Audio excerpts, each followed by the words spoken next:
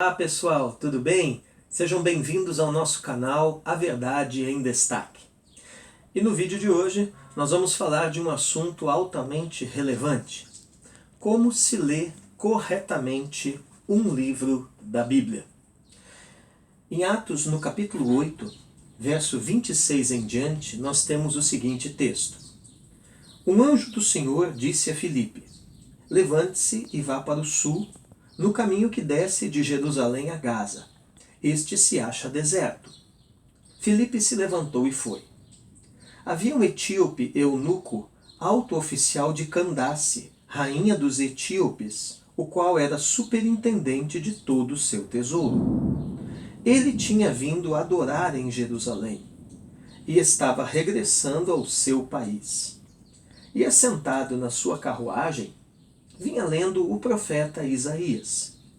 Então o Espírito disse a Filipe: aproxime-se dessa carruagem e acompanhe-a. Correndo para lá, Filipe ouviu que o homem estava lendo o profeta Isaías. Então perguntou: o senhor entende o que está lendo? Ele respondeu: como poderei entender se ninguém me explicar? E convidou Filipe a subir e sentar-se ao seu lado. Essa passagem ilustra bem o assunto que nós nos propomos a falar com vocês hoje. Como se lê corretamente um livro da Bíblia? A dúvida que o oficial etíope tinha é a mesma que muitos ainda hoje têm. Como poderei entender se ninguém me explicar? Mais adiante, na mesma passagem, nós vamos ver que ele pergunta para Filipe, aqui no verso de número 34, então o eunuco disse a Filipe: peço que você me explique a quem se refere o profeta, fala de si mesmo ou de outra pessoa? Então nós temos aqui um homem regressando da cidade de Jerusalém para a sua região, para o seu país. No caminho ele está lendo um livro da Bíblia Sagrada, a profecia de Isaías, porém completamente sem compreender aquilo que lê. Isso acontece com muita gente nos dias de hoje. O ponto de partida para se ler corretamente um livro da Bíblia é nós compreendermos, nós sabermos para que o livro serve.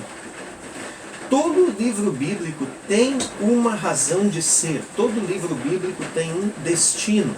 Todo livro da Bíblia, ele foi escrito do começo, meio e fim para chegar a um desfecho, a um propósito específico de Deus. Sendo assim, nós não podemos ler um livro bíblico imaginando que ele é picotado, imaginando que o autor quis falar algo no começo que não deveria estar lá, mas talvez no meio ou até mesmo no fim. Isso simplesmente não existe, pois todo o livro bíblico é como se tivesse uma engrenagem de leitura que dá a ele uma sequência. Por isso, quando a gente pega um único versículo e se põe a explicar, a gente corre um grande risco de acabar falando uma verdade pela metade ou até mesmo algo que o livro não está dizendo. É o popular texto fora de contexto.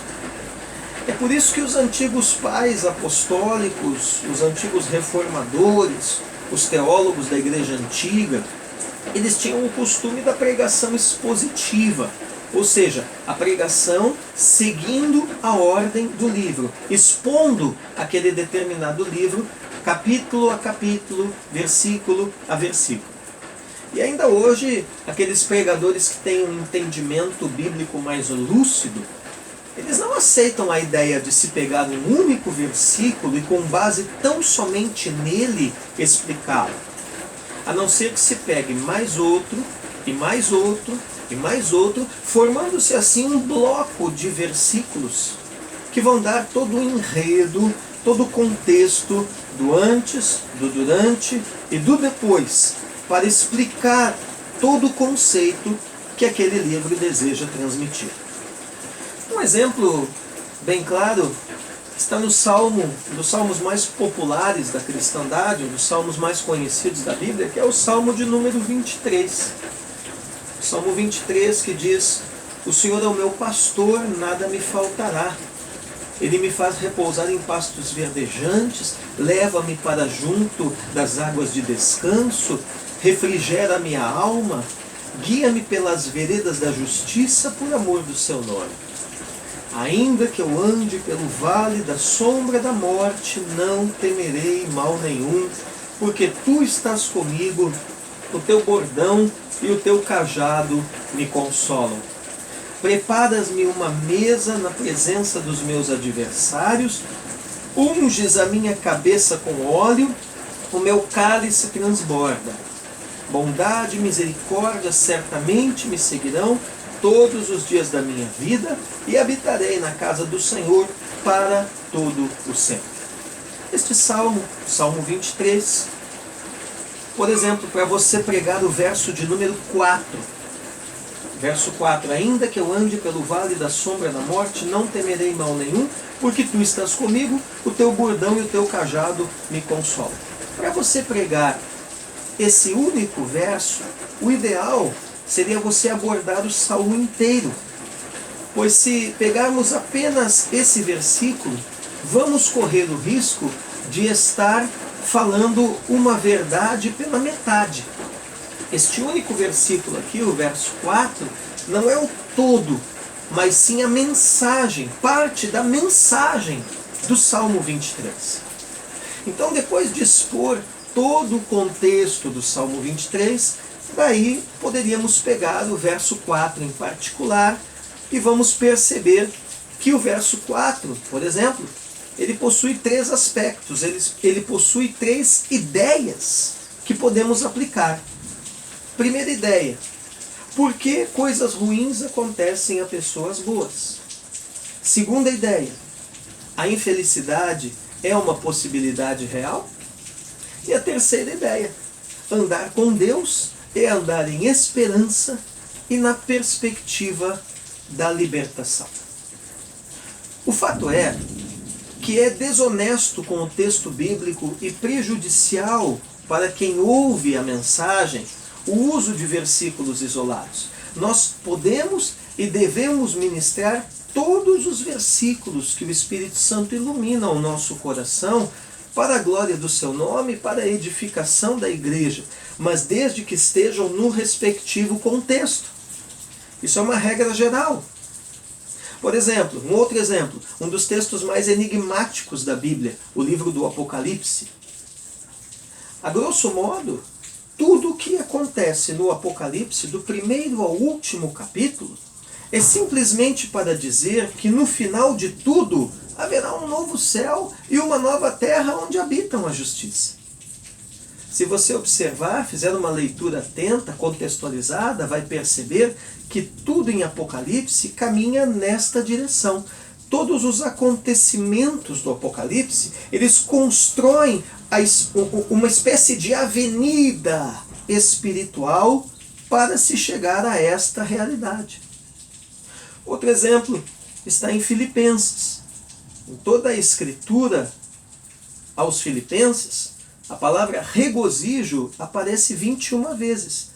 A síntese do livro, da Epístola de Paulo aos Filipenses, então, é sobre o contentamento, é sobre a alegria. Toda a Epístola aos Filipenses vai trabalhar esta questão.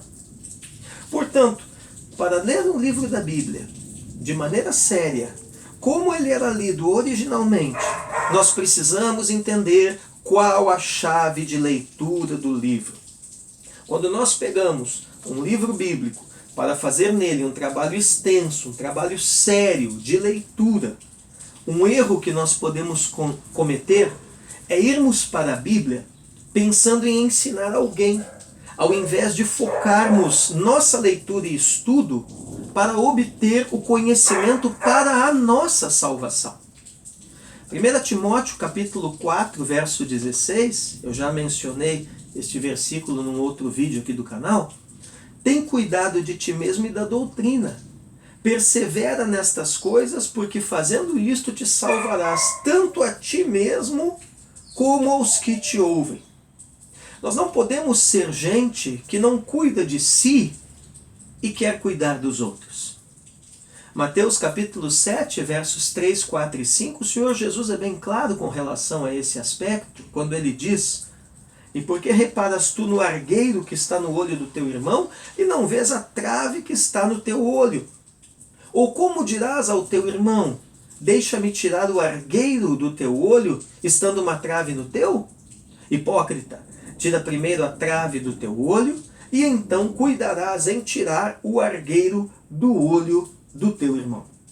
Primeiro, devemos buscar a palavra de Deus para nossa salvação, para nossa edificação. E depois, compartilhar isso com os outros. E toda essa explicação é importante, porque nesse fato é que reside a autenticidade do Evangelho.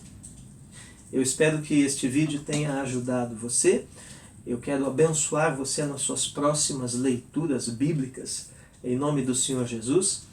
Claro que existem muitas outras dicas, existem muitas outras normas de interpretação, e aqui a gente apenas falou de uma forma muito panorâmica, mas ainda assim é importante, já é um começo para você poder de fato entender aquilo que está lendo da Bíblia Sagrada. Deus te abençoe em nome de Jesus, e não esqueça de dar um joinha para nós se esse vídeo ajudou você, clicar no sininho para receber todas as notificações do nosso canal e estar se inscrevendo no canal A Verdade em Destaque. Eu sou o professor Alessandro Ribeiro e que Deus te abençoe em nome de Jesus. Até o próximo vídeo.